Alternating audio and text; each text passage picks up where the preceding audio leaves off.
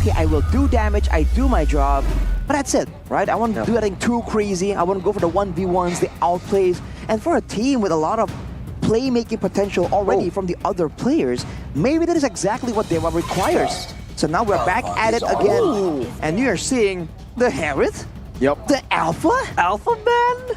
Wow. Was the Alpha that much of a problem though? Bigetron Alpha ban the Alpha. Wow. Oh man. 200 IQ. You can see the adjustments already, but they are going to be leaving away the Hayabusa and the signature Mueza Gatsukacha.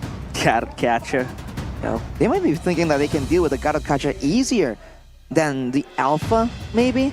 I'm not quite sure about this, man. For Dewa, though, we've seen that it's generally the same bans as the Chip, the Fanny, and the Ling. Unless something crazy happens, it's still going to be that Ling. Super Ken getting all the respect. And now, first pick here, is it going to be Phoveus yet again? Yeah, Phoveus again. Triple down. 5 games. Triple In B. all 5 games of the last 2 weeks, Super Luke has played just one hero, and that is the Phoveus. It feels like it's pushing rank now. He's spamming one hero all over again, but Terizla picked up, and Moscow finally creates his own appearance in this match today. Yeah, the Roger picked up by Eman, or rather by Bigetron Alpha, still able to be flexed. The picks coming in so quick now. Yeah, that's the Mathilda Phoveus combo. Now Phoveus doesn't have to bring Flicker. You already have a guiding wind to escape. The Roger is great flex as well. So far so good for BTR. Dewa though, what do they want to pick up at this point? They can actually just go for the Zask. But they go for Julian instead. Okay, so they still want Ray on something more fighter-oriented. That's an interesting approach.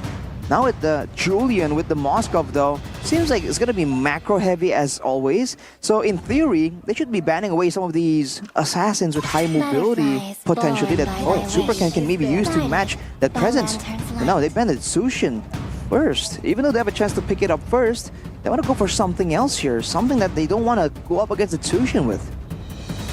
Yeah, a lot of picks still available for Bigetron Alpha. They ban out the Valentina. So again, a Faramis angle still available if you want to have that extra sustain in the team fights. But for Dewa United, Julian, Moskov, Terizla, 3 strong picks that I think might be able to win out the lanes, especially when you have a Moskov down bottom, the global presence as well. Now Dewa still left with 1 ban available. One more ban for Dewa. With the flex possibility for the Roger right here, it makes things quite difficult. Yeah. But if they really want to just tunnel in on what is known, which is like none of these heroes are going mid lane, they can just delete one more option here. Because again, with the Valentina banned by Bigetron themselves, Dewa can actually go for the first good mage pick that's left open. As mentioned, the Eve immediately banned out. Yeah. Moreno has been very huge with Eve as well, so now great hero. They don't want to ban it. They don't want to face it. Yeah, it's a great hero as well to just poke out that outrange game and zone out the players of Dewa United. Now Bigetron Alpha, what do they want to ban out? Any strong heroes that might be Vexana, in the cards of Dewa? Yeah, maybe Vexana to really just stop the counter towards the Phoveus. Yep. Because Aurora is still up for grab, the Zask as well, and I think Bigetron Alpha should be able to utilize it. The Faramis too.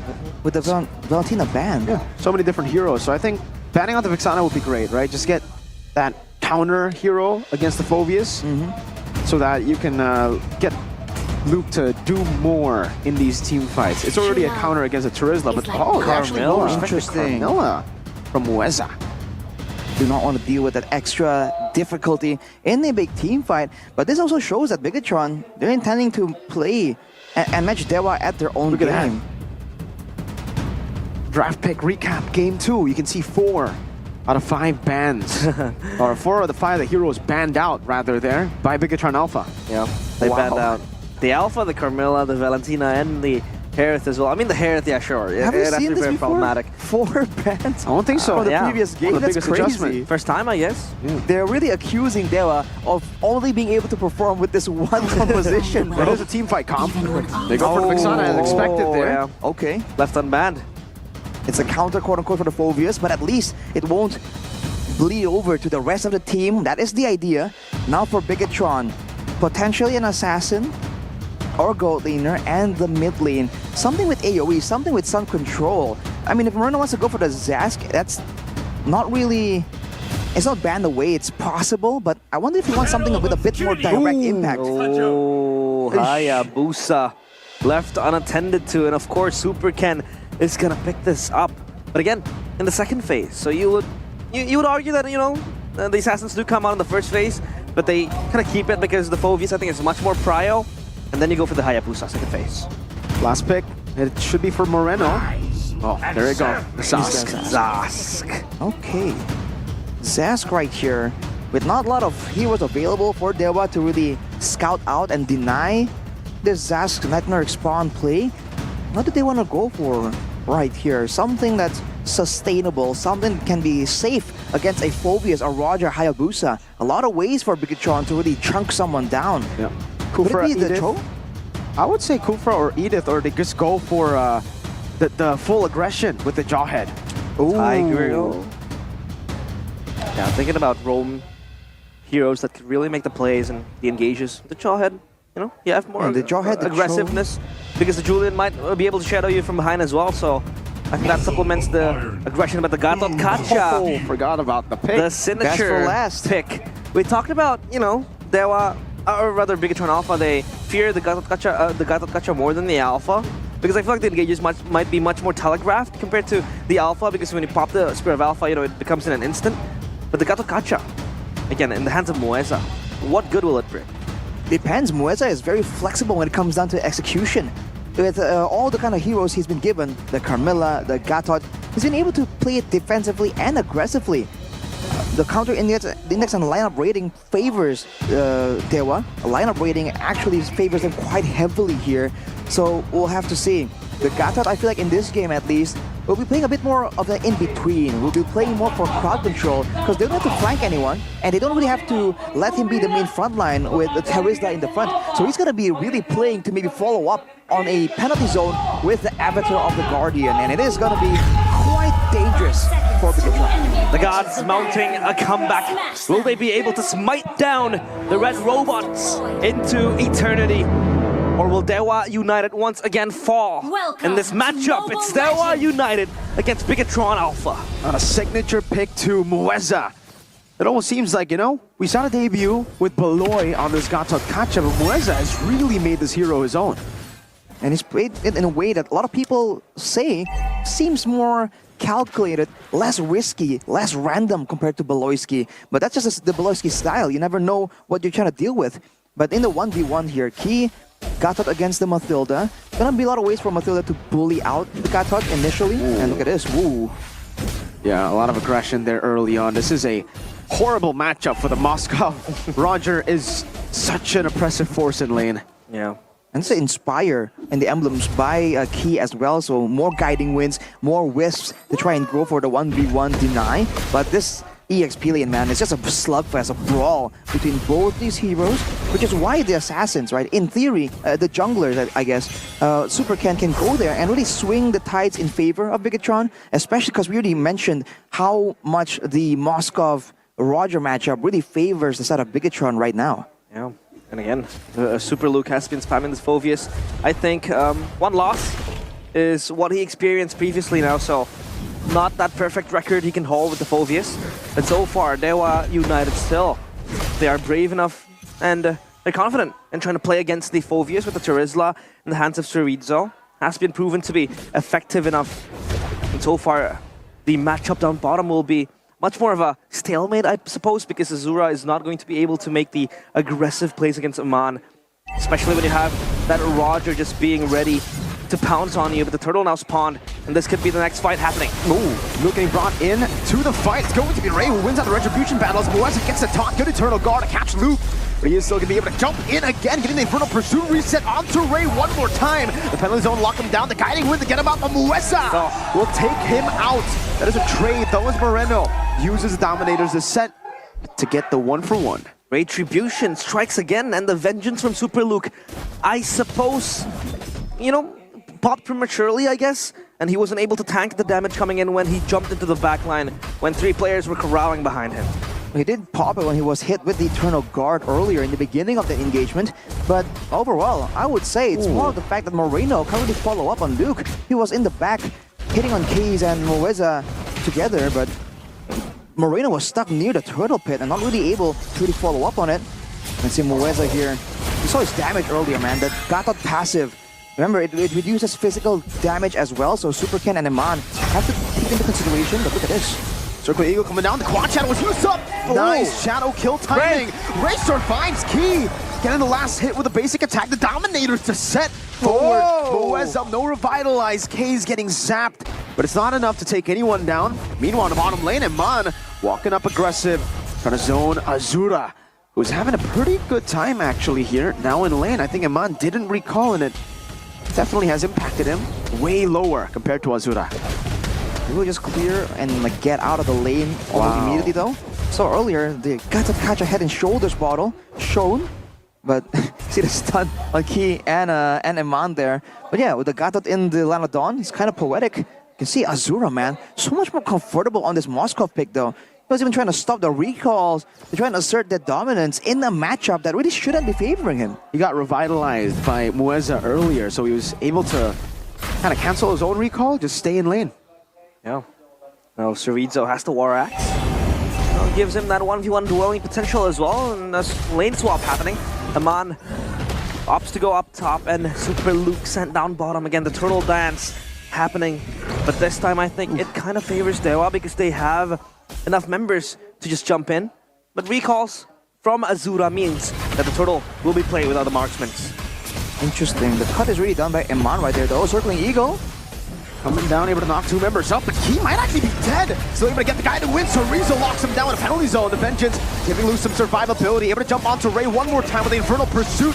Now onto Mueza. Super Ken winning a Rexy battle as he goes on to Chorizo. Good flicker out. K's doing the same. Mueza gonna be able to find a taunt to Terrify and the Revitalize gets Mueza to survive. Iman cannot go for the kill, and it will just be the turtle for Super Luke. It's a lot of crowd control, man. Luke, he had stacks there to proc that Infernal Pursuit to try and get some more sustainability, but it was locked down, taunted. Moeza though, whoa! Oh, the full lockdown? Not enough to really threaten Super Ken, but it is a trade up top. Azura picking up a turret. Yeah. And still, the Spear of Destruction playmaking potential for Azura right here. He's doing great in the lane, and we've really seen Dewa play around that global presence as well. Auto completed by the Mathilda, by Key, means that Bigetron will have a lot more playmaking in the next fight, but they're still struggling to deal with the lack of, I don't know, lack of damage when Luke goes in the backline. He just gets knocked around with so much crowd control coming in from Dewa. Yeah, and the audience prediction swings severely towards Dewa United. It was 53% to 47%. Previously, it was Bigetron Alpha, just, you know, winning the hearts of the audience. Now, Dewa seems like they have the chance to create yet another upset. And Key has been very active as well with the Mathilda plays that he makes with Moeza. 1v1 with the Roamer. Ooh. A ton of damage. Moeza getting engaged on the Circling Eagle. Used up already. Luke will stop Chorizo as he maybe was thinking of going for the penalty zone onto Key. At the same time, Moeza is already so low right here. Already with the Thunderbelt, it's a very respectable amount of damage available for the side of Dewa. And when it comes to sustain of the front line though, Chorizo with the War Axe compared to Super Luke on the Thunderbelt means that Dewa's front line can kind of stick around and heal back up. See Iman here though, with everything being so stagnant, he's been very actively abusing the movement speed of the Roger. Already the Endless Battle Windtalker is clearing the waves very efficiently, forcing Azura to be further away, but it's still a long waiting game technically from both these teams. Oh, Super Luke jumping into the midst of it all, actually dodging the Eternal Guard as well. Past the Vengeance, but it does not matter. What happened to his HP? He got deleted. Penalty zone, locking him down. Good arrival as well. The Avatar is all the way from space. Oof. Super Luke got melted right there. No defense whatsoever. Domination Descent popped up by Moreno means that he might just push forward, but no. Just trying to defend that tier 1 turret. There was a play by Super Ken as well right there, but Iman! Oh, the Revitalize! Iman might be outplayed by Mueza! The Spear coming down, unable to hit. Chorizo doesn't have the penalty zone, and it doesn't look like Chorizo's gonna be taking a whole lot of damage. Oh, they might be able to turn this around. Chorizo has Flicker. Luke decides to go in, but it is just to put him back under the turret. You can see that healing though for Chorizo. Already onto the gold. Oh, Iman steals it away. Unfortunate for Chorizo, but can see that Bigetron, now they're really respecting the chance. They could have gone for a dive right there, but immediately they recognize that the other members of Dewa weren't on the map. Super Kendo! Good taunt. Oh, and the Terrify from over the wall from Kaze. Good chain placement too from Ray. Super Ken getting outplayed by Dewa United. We can see now the value of this Vexana displacing the kill potential coming in from Bigetron Alpha, either the Phoveus or the Hayabusa. That one touch, the Terrify, is enough. Like some sort of appeal as well towards Dewa United. We talked about this when Vexana first rose into popularity in the meta. You get stunned by just a little bit and the Vexana will ensure that you don't move for a long, long time. That is what's happening right here. I think Mueza is doing a great job stopping Super Ken whenever an engage, a dive play is initiated. And afterwards, if it lands, the follow-up is there. And look at this. Full initiation. Oh, Key. Luke still has the vengeance and Key gets him out with a guiding win. But that ain't good, man. That is a big resource for the Phoveus. Yeah, the guiding win again proving to be very, very vital into creating that escape route for the players of Bigetron Alpha. Now Dewa United, will they corral into this Lord? They will bait Bigetron Alpha to go for it. Oh, a jump towards backline. That is an interesting dive. Super Luke's gonna be punished for this. Under the tier 1, Bigetron Alpha getting absolutely punished. And now Dewa should have so much more prio to go and start the Lord. Man, a man down. The main front line, Super Luke, not available. Dewa taking it slow though. They know that there's chances for outplays to be made. They're trying to bait Bigetron to a fight first, and they're using the Scatot Kacha, completely abusing it to just walk up in the front. Look at that damage too. They can place down. Mueza has it revitalized, able to bait out a little bit of that damage, but Mueza walks up way too aggressive and gets punished as well. Now it's back to actually Bigetron having the man advantage. Phoveus has respawned. Luke getting brought back by the guiding wind. Now moving forward onto Cerezo. Ray and Case still in the midst of it all. They're good. Terrify coming down to Super Luke. He just respawned, but his HP is going down. And Mon in the back going for the damage. Ray losing out in the Retribution battle as Super Luke dunks on him. And Dewa lose out on the lead that they had. Wow, man. Risky plays after risky plays. Dewa, I guess they were feeling the pressure. Azura? They're trying to make something happen, but 1v2 Azura. Oh no. Infernal Pursuit, another one there. Azura hitting on the vengeance. Very low, gets out. Whoa, good flicker. Escapes death, gets the reset on the Abyss Walker. Constantly hitting the players of Bigetron Alpha. That was Super Luke and Key. The Bigetron Alpha, they're able to stabilize the lead now. The lead even swings into their favor, 1.5k. And they get the turret as well, the Lord marching up top, but still, it's still an early Lord, so easy to be cleared by the players of Dewa United. Very, very easy. Luke, though, still wanting to utilize a little bit of value from the Lord. Unable to do so, but there is going to be another wave coming down, and Bigetron Alpha are set up for it. Mueza getting zoned away. Good Nightmare spawn to try to zone them away here, because they're trying their best to actually siege down on this tier 2 in the mid lane. They will, however, just be able to take the tier 2 up top and a tier 1 down below. There's still a chance for them to go for the turret, the second tier 2 in the bottom lane and the mid lane still. And man, one key gold ahead already with the BOD, so now the burst potential really is there. So Mueza, if he wants to try and abuse the Revitalize, he needs to pop it a bit earlier in order to not really lose out due to the BOD passive, you know, more damage when you're hitting on a target with low HP. That's a great item to punish the playstyle of the Galakacha. But now Dewa will be able to clear it out. They still have Azura to kind of rely on in the late game for the DPS. And he's proven that he has the mechanics. Can he maintain it though all the way till the end? With a 3k gold lead, Bigetron now just setting up traps in the jungle. We'll see if Dewa can play that patient game, right? This is where some people would say is their weakest point. Yeah, mid-game, I mean, still. They will look for that late game potential. I mean, the Moscow is still available. And they have that peeling tool as well. Mueza and Kaze will go hand in hand. Circling Eagle from Key cancel. It's all just about going for the purple buff. Ray still finds it. Able to get that red tree down. Super Ken did not have his own red tree up, and he'll be forced to take his own purple. All right. Well, now Bigetron finally let up, but Aman with the great Dragon Spear. GDS. We talked about how his movement speed allows him to match the macro pressure of the Spear of Destruction. Whoa. Now he's going to be even faster. So backing away, escaping from a fight is going to be get more and more difficult for the side of Dewa. think Mueza here needs to catch up and get several more items here, especially in the magical defense department. He's standing only with the Dominance Ice and a Thunderbolt. With something like a Radiant Armor or an Oracle, it's going to be a lot better at staying in the front, because for Dewa, they need Mueza to stay in the front because Horizo is the one performing as the counter-engage threat. The fact that the Gatot has a dash built in, the taunt, means that Mueza is a lot more suitable to just move back and forth here to bait out resources. You can see that poke. Ooh, the Nightmaric Spawn Key even now. Hopping in a circle, Eagle onto the back. Haze is going to be engaged on the terrified Eternal Guard. Everything in the kitchen saying used up onto Super Lu. But now it gives him on time to free hit. Also to Sask. Oh, the flask of the Oasis with the Guiding Witness. Super Ken goes in with a shadow kill. The shot enough damage to Azura. Moreno was sandwiching him. Goodbye, Azura. Eating shurikens for dinner. And now it's just Horizo, the man that was once the XP of Bigetron Alpha, now mauled down by Bigetron Alpha. It is a wipeout. The red robots terminate the gods again, making them bleed. This is the end of everything. They tried their best to equalize, but it is not enough to beat Bigetron Alpha 2-1. The robots recover.